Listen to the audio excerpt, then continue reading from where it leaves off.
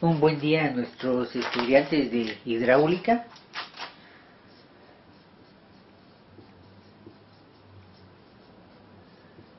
Si se da cuenta ahora en el contenido de nuestro manual de clase, Hidráulica 2016, pues vea que ya vamos a la parte final de nuestro curso. Y aquí vamos a entrar a hablar con lo que son sistemas de sección parcial.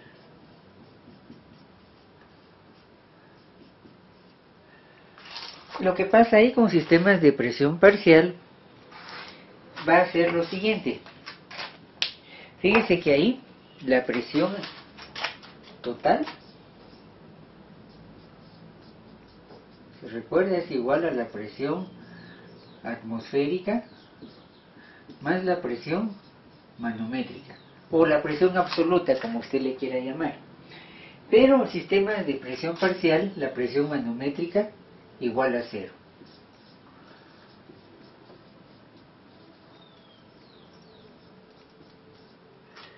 Quiere decir que aquí el fluido implica que cae por su propio peso.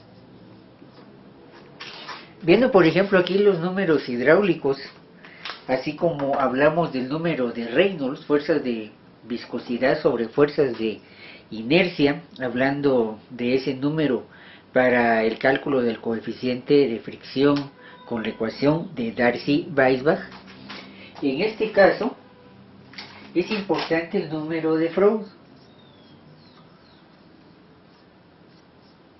F, ¿sí? Adimensional. Y aquí lo que estamos hablando son fuerzas de gravedad sobre las fuerzas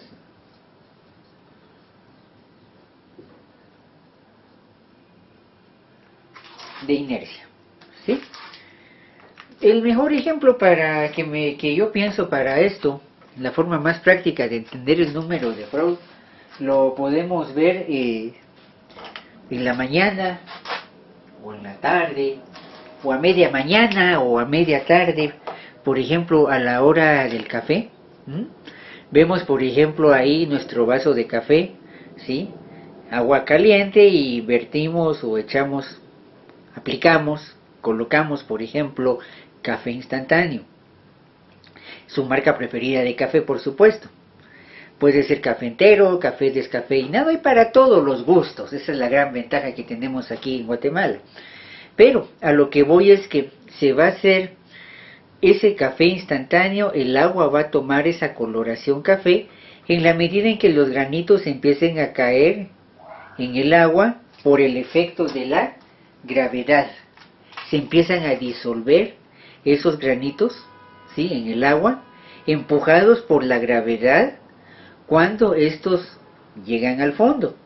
Por eso, digamos, la clásica expresión, disculpe lo protocolario, lo vulgar, decimos que es un café con chinga, ¿sí? O sea, con rescoldos, con asientos, ¿sí? Lo que ya no alcanzó a diluir el agua, ¿sí? Queda eso asentado hasta abajo, ¿sí? ¿Por quién? Por la fuerza de gravedad. ¿Qué hago cuando empiezo a ver que ese café empieza a formar, disculpe la expresión, vulgata chapina, esa capita de chinga en la parte baja de la taza? Muy bien, para eso la pequeña cucharita, movemos el café para ver si podemos hacer un poco más de solución. Cuando yo hablo de esa cuchara pequeña para mover el café, estoy hablando de las fuerzas de inercia. Entonces, mire, viéndolo así, el café instantáneo es un fluido donde podemos entender muy bien el número de Freud. Las fuerzas de gravedad que hace que se asiente ese café instantáneo, y para optimizar el sabor, para ver que no se quede ese rescoldo ahí, con cierto tiempo lo estamos moviendo. Sobre todo cuando estamos tomando café espeso. Bueno, espero que usted no tenga todavía ese problema de estar tomando café a cada rato. Bueno, su servidor a veces sí tiene un poquito ese problema, toma bastante café, ¿verdad? Entonces es algo que vemos todos los días, ¿ah? Miren, por ejemplo, aquí un chiste con esto, hablando del café. Miren hasta dónde llega la situación. Si alguna vez usted va a comprar un café, por ejemplo, de esos de máquina de Nescafé, vea esta paradoja. Por ejemplo, usted pide un capuchino, ¿sí? Que es lo que le llaman el café original, o un latte que tiene un poquito más de leche, ¿sí? Un capuchino, pues sí es café con un poco de leche, ¿sí? Su vasito de Nescafé, perdón ahí la propaganda comercial, pero preste atención a esto. Fíjese que es un café que no es café. ¿Por qué? Está hecho a base de cereales. Si usted huele a veces algún tipo de café instantáneo, va a sentir ese olor a cereal. Alguien dirá, hasta se le siente un poco de olor a whisky. Y claro, son cereales, ¿sí? Un café que no es café. La leche. Fíjense que la leche no es leche, es polvo de coco. O sea que ni siquiera tenemos una verdadera leche, es leche sintética. Si usted tiene dieta de azúcar, espero que no sea el caso suyo, con azúcar que no es azúcar, es una sal edulcorante para dar esa sensación de que es dulce. Y en un vaso que no es vaso, ¿qué es? Un contenedor de papel. Pero ¿qué sería de esta vida sin una ilusión? Efecto placebo. Bueno, todo viene porque a la larga, usted como ingeniero mecánico se pone a diseñar una máquina de esas, a revisar una maquinita de café instantáneo, pues sí, tengo que dosificar muy bien esto, la fuerza de inercia, la presión que tiene que tener el fluido, aquí va la viscosidad con la temperatura, para optimizar el efecto de gravedad cuando se da la mezcla en su máquina de café, ¿sí? ¿Dónde lo vemos también? Las famosas cafeteras de filtro de papel, ¿sí? Claro, es un filtro, tengo los granos ahí, el agua caliente empieza a pasar, la fuerza de inercia y la gravedad sobre el líquido, ¿sí? Claro, más el efecto de la presión que podría dar el vapor, ¿sí? Para ver esto. Número de Freud, fuerzas de gravedad sobre fuerzas de inercia. Pero fíjese que no solo tenemos esa aplicación para el café instantáneo o para el café de percoladora. Le doy este ejemplo porque espero que la mayoría de ustedes, pues en algún momento, si no ustedes, al menos alguien en casa, posiblemente los papás, el abuelito o algún hermano, pues en algún momento pues se sirve una taza de café, si no una vez al día, pues un par de veces al día, al menos en la mañana o en la tarde, ¿verdad?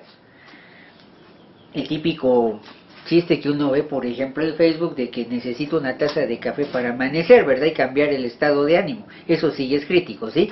Bueno, es una broma lo que estamos hablando ahí. Pero digamos otras aplicaciones más de ingeniería, vamos por ejemplo a hablar con lo que son tratamientos de agua.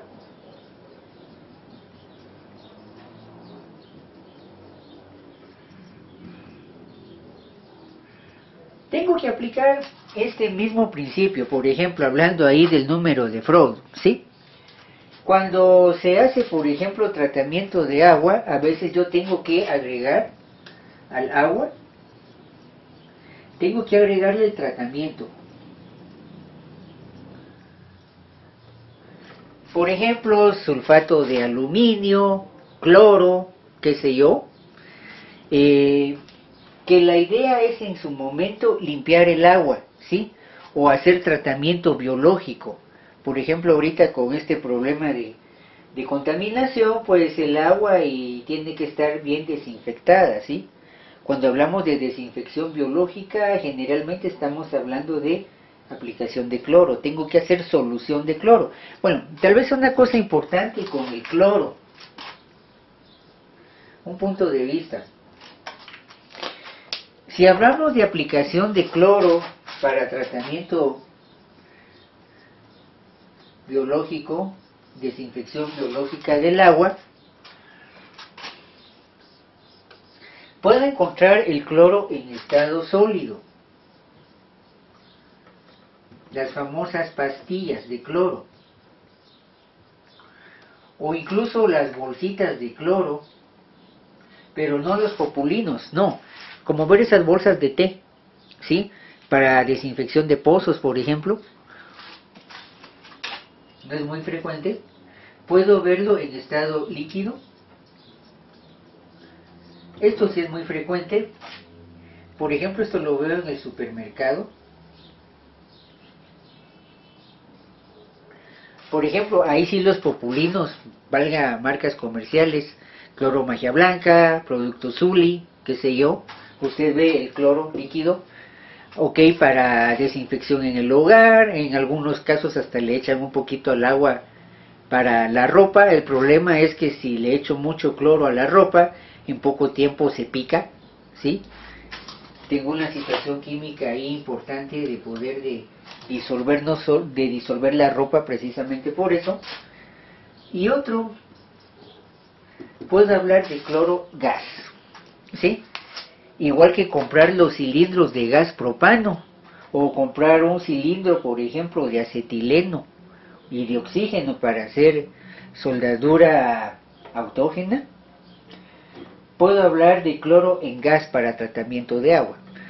Bueno, la pregunta para uno de ingeniero es, sobre todo, bueno, ingenieros mecánicos, ingenieros civiles, por favor, cuando estamos hablando de tratamiento de agua, por ejemplo, tratamiento de agua para uso humano, los ingenieros civiles y las redes de distribución de agua, o tratamiento de agua para un proceso industrial, ingenieros mecánicos, en algún momento se le llama a usted para ver toda la cuestión de instalación de tuberías, ¿sí? Ver que estén bien los anclajes, que estén bien los sellos, los cheques y todo ese detalle que es importante por estándar de seguridad. La pregunta es, bueno, ingeniero, para el tratamiento de agua, ¿qué vamos a utilizar? ¿Cloro sólido, cloro líquido o cloro gas? Bueno, para empezar es una buena pregunta, tengo las tres alternativas. Bueno, un criterio, no es el único, es que esto va a estar como una función del caudal, ¿sí? Generalmente caudales pequeños estoy hablando de esto. Pongámoslo aquí, bueno, ¿cómo lo pondremos? Caudal pequeño. Posiblemente aquí un caudal mediano y aquí grandes caudales, ¿sí? No es tan categoría rígida, porque por ejemplo a veces grandes caudales, a veces utilizo aquí entre esto y esto, a veces puedo hacer una solución no solo de cloro, sino con otro tipo de químicos y colocarlo, por ejemplo, en el caudal de la planta de tratamiento. Por ejemplo, aquí en Guatemala. Una cosa muy importante. A veces para maximizar el número de Freud, pensando en esta cuestión del tratamiento, que estoy preparando mi solución, por ejemplo, líquida de cloro y con flúor y otras cosas, un poquito de sulfato de aluminio, para tratar el agua y manejar todas esas cosas, ¿sí? Bueno, aquí lo estoy revolviendo todo, pero puede ser que aquí digamos un favorito con esto, sobre todo cuando estamos entrando a la planta de tratamiento, y aquí me voy a salir del cloro, aquí no cloro, podríamos hablar por ejemplo de sulfato de aluminio, si quieren escribámoslo acá,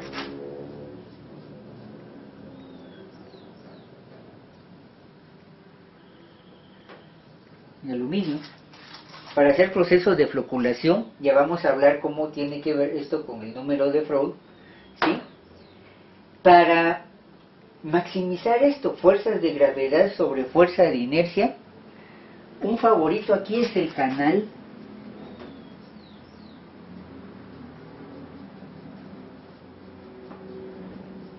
el canal de Parshall, la canaleta de Parshall, ¿sí? Si usted investiga un poquito el famoso canal de Parshall, lo que genera es un resalto hidráulico, ¿sí? ¿Qué es el resalto hidráulico? Lo que hago es que en su momento voy a reducir un poco la sección donde está transitando el fluido, incremento la velocidad y de forma deliberada y estudiada le pongo, como quien dice, una grada para que cuando choque el fluido genere el resalto, y trato de maximizar lo que es fuerza de gravedad con inercia para que la solución sea lo más uniforme posible. Estoy maximizando eso, ¿sí? Y en su momento pues puedo empezar a trabajar con todos estos químicos para desinfección de agua. Bueno, esos detalles son importantes, pero en todo esto, ojo, no pierda de vista que estoy trabajando únicamente con la presión atmosférica. Porque si hablo de canal de Parshall o canaletas, ¿sí? Aquí lo único que funciona es la fuerza de la gravedad por medio de la presión atmosférica. O sea, por ejemplo, otra aplicación, estamos hablando de canales para riego, ¿sí? Ahí va el canalito de riego, ¿sí? O por ejemplo los canalitos de agua en los beneficios de café. ¿Qué otra cosa podríamos hablar? En el caso de los ingenieros civiles, lo que es drenaje de lluvia y drenaje negro. Ojo, hagamos algunas aclaraciones ahí. Vamos a borrar un momento. Vamos a hablar un poquito de cada uno de estos drenajes para que usted tenga una idea. Con las disculpas del caso, pues es un tema bastante bonito, bastante extenso. Pero veamos acá la cuestión siguiente. Cuando hablo de esa situación del drenaje, puedo hablar del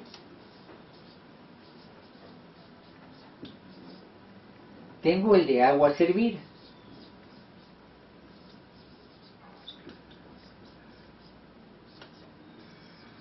Tengo el drenaje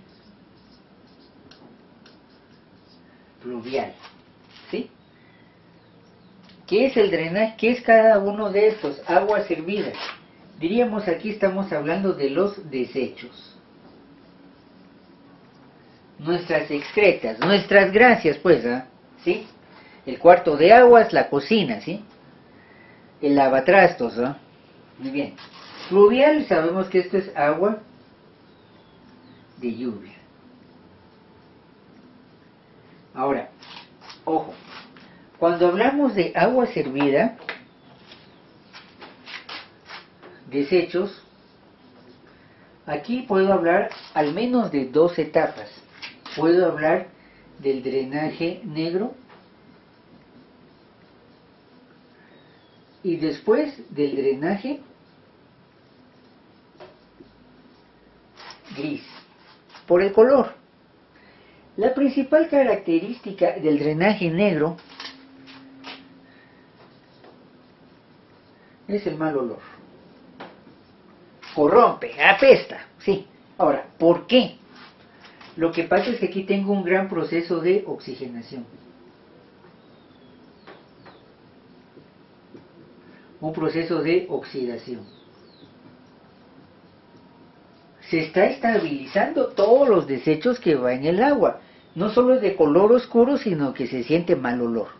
El típico olor característico de la excreta, ¿sí? Por ejemplo, ¿sí? Drenaje gris, ¿qué pasa en el drenaje gris? Incluso fíjense que este puede tener olor a fruta, a flor, ¿sí? A perfume, ¿sí? ¿Qué es lo que pasa? La oxidación ya bajó y diríamos que aquí tengo algo más estable. Estable desde el punto de vista físico-químico, ¿sí? Ya los procesos de oxigenación, oxidación ya se estabilizan. Y del mal olor, pues aparentemente pues estamos hablando de un olor a fruta, un olor a flor. ¿Por qué cree usted que digamos las frutas que nos comemos, las flores que vemos tan bonitas, ¿sí? Tienen olores agradables a nuestro olfato? ¿Qué se utiliza de abono? materia orgánica que en algún momento apesta y que tiene mal olor, ¿sí? El desecho, digamos, de las sobras de comida, ¿sí? O por ejemplo, las grasas de nuestras mascotas, ¿ah? ¿Sí? Por ejemplo, si alguien tiene en su casa pollitos, ¿no? Y gallinas, sabe que la gallinaza, el desecho de esos animales, es muy apreciado como fertilizante, ¿sí? En ese ciclo, digamos, se da, por ejemplo, que se cierra el ciclo del nitrógeno, el ciclo de azufre, etcétera, ¿sí? Hablando un poco de ecología, y a la larga, nuestros alimentos y esa ornamentación natural viene de este proceso, ¿verdad? Del mal olor a un olor agradable. Dese cuenta de eso, ¿sí? Claro, lo que hay que estar claro en qué etapa está el agua servida, ¿sí? Y por ejemplo, el buen manejo de esto. Otro, digamos, fertilizante que es muy utilizado, la famosa composta. ¿Qué es la composta? O el compost, si le quiere poner una terminación extranjera, ¿sí? La composta no es más que usted va juntando desechos orgánicos, cáscaras de frutas, cáscaras de verduras, ¿sí? Deje que eso se vaya fermentando. Ese fermento es ese mal olor. Y ese fermento en su momento deja salir un líquido alcalino que lo conocemos como lixiviado. Los lixiviados no es más que el jugo de esto, ¿sí? Claro, esto lo vemos más frecuente acá. Y fíjese una cosa,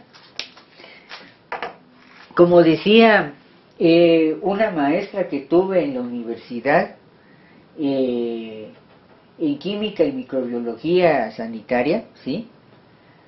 Nos decía lo siguiente: ustedes, les guste o no, algunos lixiviados les dan felicidad, sobre todo para la celebración. ¿Cómo está eso? Vea que en este proceso, sin ir tan lejos, tenemos el clásico caldo de frutas, ¿sí? No sé si alguien es de Salcajá, perdón que me lo pase trayendo. ¿Qué es el famoso caldo de frutas? No es más que el lixiviado producto de la podredumbre, la oxidación, la oxigenación de unas frutas seleccionadas, ¿sí? Y después, ya que está estable, ¿sí?, no lo bebemos, ¿sí? O por ejemplo, cerveza cruda. Ahora, problema con esto. A veces no todos los estómagos toleran esta situación por lo siguiente: algunos de estos no están pasteurizados, ¿sí? Digamos, caldo de frutas sin pasteurizar, sin tratamiento, digamos, de algunos bichos para la flora intestinal. Igual se da, por ejemplo, con la famosa cerveza cruda, ¿sí? Algunos de nosotros después resultamos con un buen problema estomacal, ¿sí? Nuestra flora intestinal no soporta esto, algunos sí. Por ejemplo, ahorita con este problema que sale en las noticias, Italia, ¿sí? Una comida que ahí hasta cierto punto es prohibida, pero hay gente que lo consume. Imagínese usted, hablando de esto, los quesos podridos. Imagínese poner ese cuerpo de leche a fermentar, que le salga hongo, ¿sí? Hay gente que muere por consumir eso, hay gente que no, pero no deja de ser un plato clandestino que a algunos pues sí lo aprecian, ¿verdad? No es para todos, esa es otra cosa. Como diríamos por ahí, no es para estómagos principiantes, ¿ah? Pero póngase a pensar, digamos, en la aplicación que esto tiene, ¿verdad? Tratando de sacar ventaja, entendiendo cómo se van dando este tipo de procesos, ¿sí? Y aquí entramos un poco al manejo racional, si se quiere ver, el manejo de optimizar, como en algún momento con la cuestión de mi basura y mi drenaje, en vez de tirarlo, ¿por qué no sacar, por ejemplo, composta y cosas así, si además tengo alguna situación agrícola que lo amerite, ¿verdad? Estamos viendo ahí una cuestión, digamos, de sostenibilidad, ¿sí? Un poco la idea de vivienda, comunidad sostenible, ¿sí? pensando en utilizar esta situación. Ahora, por ejemplo, la velocidad con que se forma esta composta, la velocidad con que se genera esta oxidación, por ejemplo, fabricación de vino, fabricación de cerveza, ¿sí?, de la composta misma, depende de temperatura, humedad y en algún momento horas sol, ¿sí? A mayor cantidad de calor y horas sol, esto se acelera, ¿sí? Tengo más rápido el producto. Sin embargo, a veces, digamos ahí, pues necesito que este proceso, ya pasé de aquí para acá, necesito que esto se dé de manera lenta, ¿sí? Por eso debemos, por ejemplo, ahí, digamos, algún tipo de comercio donde dice, por ejemplo, hablando de producto nacional, vemos, por ejemplo, algún tipo de ron que ha sido procesado y que ha estado metido en la barrica de roble durante 12 años, ¿sí? O por ejemplo, whisky escocés de 12 años, ¿sí? Esto se ha estabilizado durante 12 años, ¿sí? Ediciones especiales, 18 años. Y dése cuenta cuánto incrementa el costo, ¿sí? Estamos hablando del famoso lixiviado. Mire hasta dónde se va el lixiviado, ¿sí? Bueno, sale todo esto por el agua servida, los desechos y el ciclo biológico, hablando un poco ahí de ambiente y esta cuestión. Muy bien, esto es el drenaje negro y el drenaje gris. El agua pluvial, algunos como que le llaman drenaje blanco, pues hay un poco de razón. Yo más pensaría en drenaje transparente, pero no es más que el agua de lluvia. En ambos casos, ojo, después de toda esta disertación, en ambos casos, algo que necesito es el trabajo en sección parcial. Ya sea una tubería, o ya sea, por ejemplo, un canal, donde simplemente el agua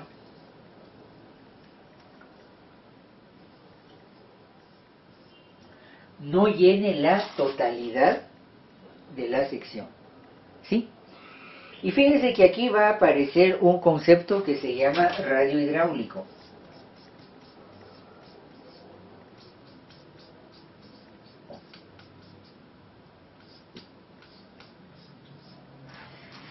¿Qué es el famoso radio hidráulico?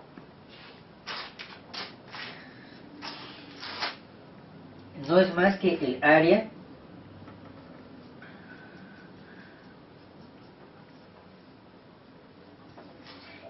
del fluido, esto que tengo en azul, dividido entre el perímetro mojado. Miren, sigue la proporcionalidad, ¿sí? La sección esta que tengo en azul y lo que tiene en contacto con el tubo. Este es el perímetro mojado. Perdón, lo hice mal, tendría que estar sobre la línea negra. Este es el área del fluido y aquí estamos hablando de su perímetro mojado, ¿sí?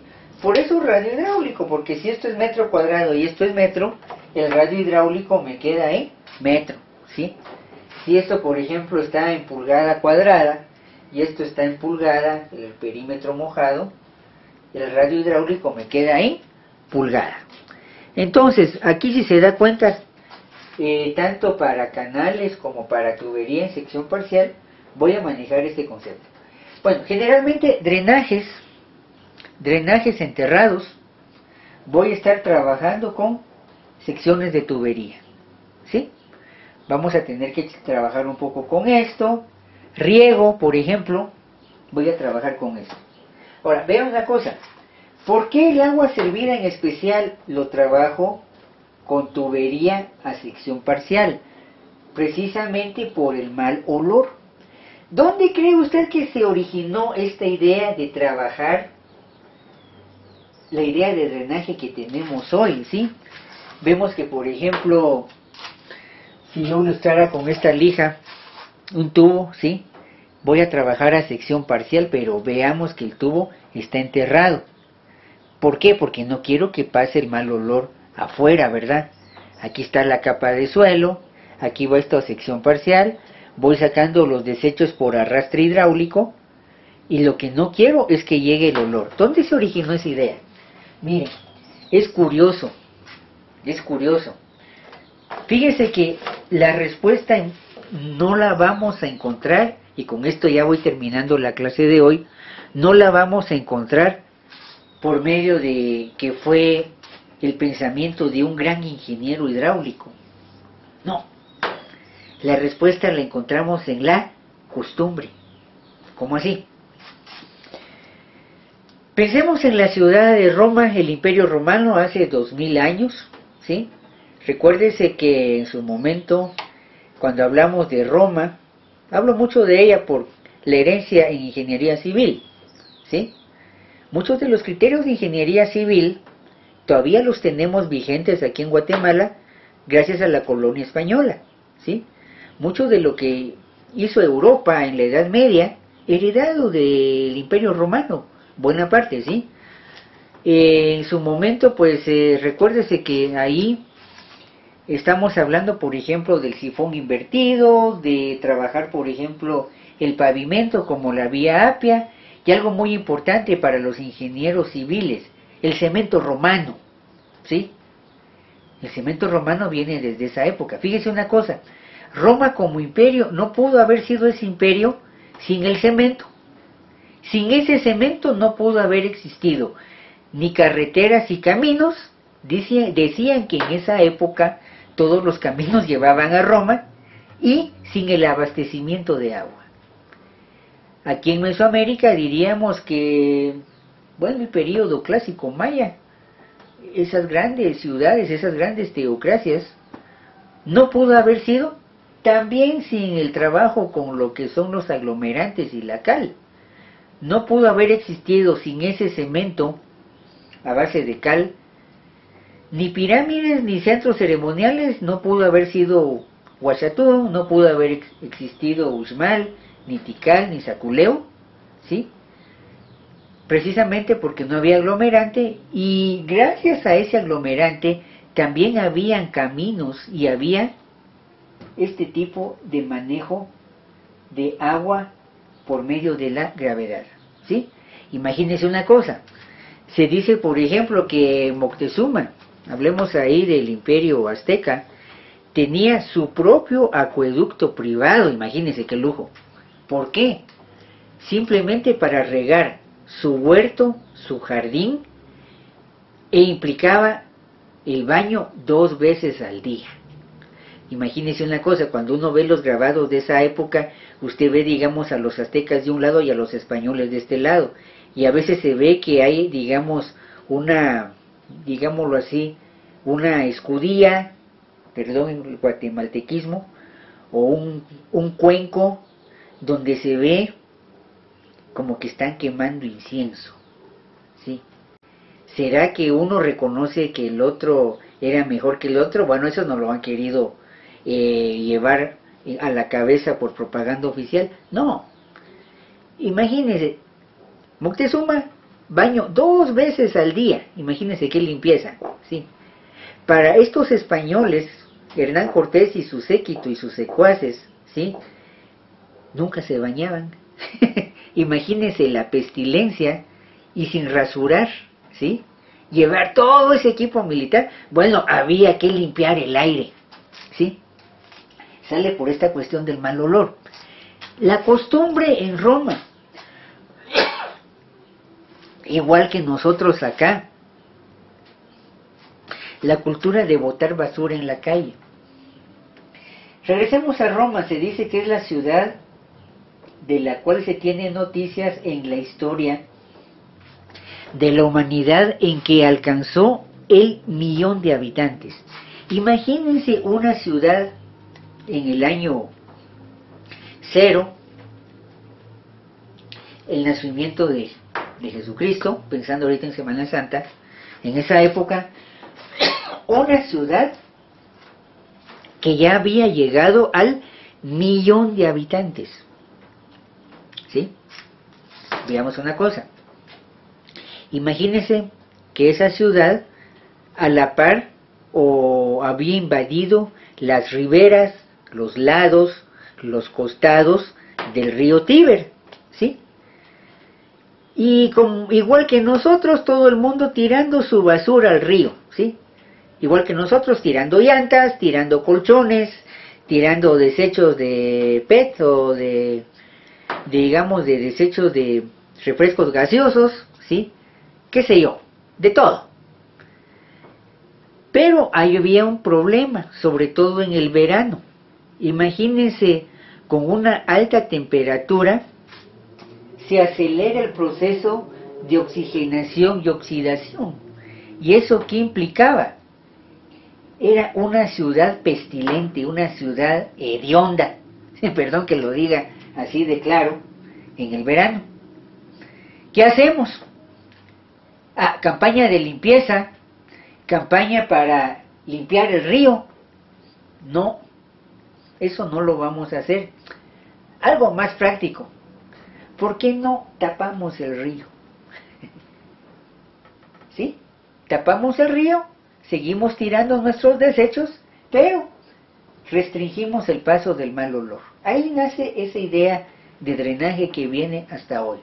Claro, recuérdese que en algún momento de esa ciudad de Roma se habla de la cloaca máxima, que era no más que el canal máximo de los desechos, ¿sí? Y póngase a pensar que, ok, ahora tal y cual emperador, igual que la situación política a veces en nuestros países, algún emperador para hacer propaganda pública, ¿qué hacía? Obra pública, edificios, etcétera, y entre ellos decorar la cloaca máxima. Si había empezado con argamasa y calicanto, ahora coloquémosle mármol, ¿sí? Para dejar ahí en esto que nos sirve a todos, en esta instalación pública que sirve a todos, dejar la marca del gobernante. O sea, son prácticas que vienen hasta el día de hoy, si no se ha dado cuenta, ¿sí? O sea, esos viejos vicios no es nada nuevo, ¿sí? Entonces sale porque de ahí nace esa idea de trabajar el agua servida en una tubería encerrada, aunque trabaja a sección parcial, pero mantengo bajo control el gas del mal olor. Y vean una cosa, regresando digamos a esta situación por la cual estamos ahora haciendo este tipo de recurso de clase en línea, siempre, perdón, eso para todos los ingenieros, siempre que haya concentración de personas, una gran cantidad de masificación de personas, siempre que se dé eso, tarde o temprano va a salir algún problema de saneamiento, ¿sí? Veamos, por ejemplo, 1820, por ejemplo, la peste bubónica en Londres, ¿sí? Por ejemplo, ahí Isaac Newton, ¿verdad? Recuérdense, bueno, es un poco antes, 1760, es un poco antes, disculpe, ¿sí? 1766, si no estoy mal, corríjame usted. La gran peste bubónica de Londres. ¿Por qué se llamaba peste bubónica? Por los bulbos que salían de los ganglios linfáticos, acumulación de sangre y pus, coloración negra, por eso la peste negra, ¿sí? ¿Dónde nace ese brote que cierra la Universidad de Cambridge y implica que Isaac Newton, que era estudiante, se va un año a su casa? Bueno, no sé cómo va a terminar esto en el caso de nosotros, espero que saque provecho de su tiempo como Isaac Newton, lo motivo, ¿sí? ¿Dónde empezó ese problema de esa peste de Londres? Fíjese que empieza en el puerto de Londres. ¿Y qué pasa en el bendito puerto de Londres? Muchas casitas una pegada a la par de la otra con muchas personas ahí, ¿sí? Si además el problema de abastecimiento de agua y de drenaje era malo, solo era cuestión de tiempo que se diera un brote, ya sea por pulgas, por ratas, por lo que fuera. Aquí en Guatemala, por zancudos y más, mosquitos, ¿sí? un poco el problema del paludismo, del dengue, chikungunya, ¿sí? En ese caso de Londres se piensa que fue por el transporte de algodón que venía de Holanda, infestado con pulgas y ratas que traían ese problema. Estos animales se proliferan en el puerto, proliferan precisamente en esa parte del puerto de Londres donde toda la gente vive hacinada, ¿sí? Todos juntos, casitas muy pequeñas, uno a la par de la otra. Ojo, en caso de Guatemala tenemos varias, no solo cabeceras municipales, no voy a decir nombre para asustarlo, pero tenemos algunos lugares aquí en Guatemala donde vemos que el centro histórico se fraccionó mucho. Tenemos un montón de casitas, uno a la par de la otra, de 2, 3 niveles, ¿sí? O más, 4 niveles. Vemos toda la cuadra llena de casita, casita y casita y casita, para arriba, para arriba, para arriba, ¿sí? Y un montón de gente viviendo ahí. Si los servicios de saneamiento, lo básico, agua, drenaje y basura, son malos, prepárese usted como ingeniero, digamos, de administración pública, que en algún momento va a haber un problema de saneamiento, ¿sí? Ya sea chikungunya, ya sea cólera, morbus, ya sea C19 o lo que sea, pero mucho cuidado con esos detalles, por favor. Y eso sí nos deja lección en cuestión de saneamiento. Muy bien, le dejo esto último para que usted lo medite un poco. Ya viene la Semana Santa. Bueno, que no solo sea meditación para su fe, si usted la tiene, piense en cuestiones prácticas pensando en este tipo de problema. Muy bien, dejamos la clase aquí. Un gusto haber hecho esta clase para usted y con permiso.